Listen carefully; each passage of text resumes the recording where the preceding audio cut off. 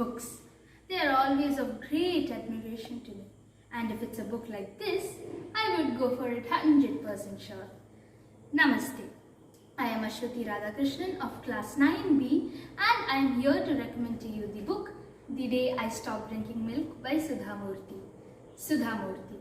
She is the chairperson of the Infosys Foundation, and as we all know, she has helped many people around her. So she has seen many lives around her and how different people work, live and go through in their life.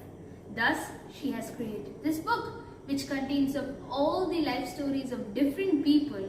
Like there's some Venkat somewhere, one Uncle Sam somewhere, there is a Pottore somewhere, and a lady from the floodlit sides of Odisha who teaches Sudha Murthy a lesson that she will never forget in her life. This book consists of 23 chapters and more than 200 pages, and my favorite chapter would of course be The Day I Stopped Drinking Milk, as it contains of some good moral beauty that you will never forget. How people value things that we don't even look at. How small it is for us but how big it is for others. And how we should learn to see everything through others' eyes as well before we speak. It was a great time reading this book for me, and I hope each of you enjoy this book, read this book. So keep reading and keep learning. Namaste, thank you and have a nice day.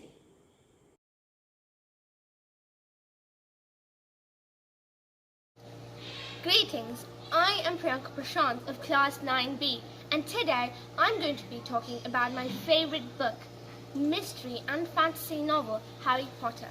This is a 7-book series that I'm going to talk you into. The first book, Harry Potter and the Philosopher's Stone. It is written by renowned author Joanne Kathleen Rowling, known by her pen name J.K. Rowling. She conceived the idea of Harry Potter in 1990 while sitting on a delayed train from Manchester to London King's Cross. Over the next 5 years, she mapped out 7 books of the series.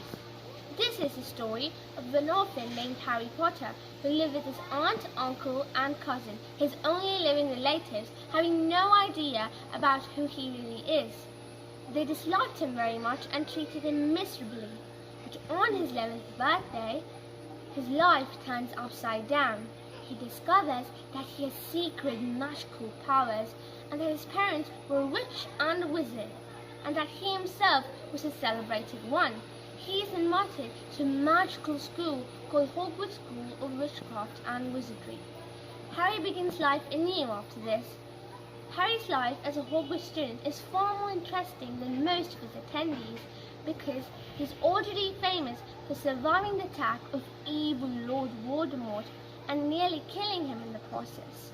His adventures begin when he and his new friends, Ron and Hermione, attempt to unravel the mysteries of the Philosopher's Stone.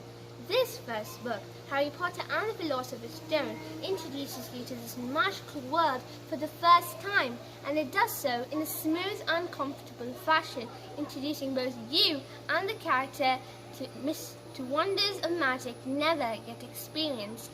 Rowling has built a strong and multi-layered world with immense amount of details, yet it doesn't feel tedious or as though you've been fed with information all at once.